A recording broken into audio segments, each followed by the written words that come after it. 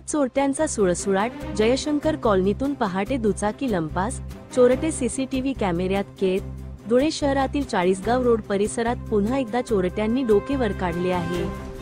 Lokmanya hospital मागील जयशंकर कॉलनीमध्ये राहणारे सोहेल मलिक यांची दुचाकी शुक्रवारी सप्टेंबर 19 रोजी पहाटे 4:30 वाजण्याच्या सुमारास घरासमोरून चोरीला गेल्याची धक्कादायक घटना घडली आहे.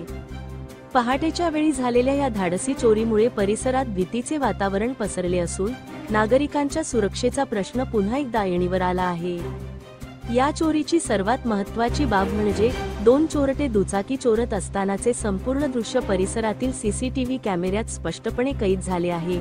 या फुटेजमध्ये दोन तरुण अत्यंत शिताफीने दुचाकीचे हँडल लॉक तोडून ती चोरून नेताना दिसत आहेत. चाळीसगाव रोड पोलिसांनी सीसीटीव्ही फुटेज ताब्यात घेतले असून त्या आधारे चोरट्यांची ओळख पटवण्याचे काम वेगाने सुरू केले आहे.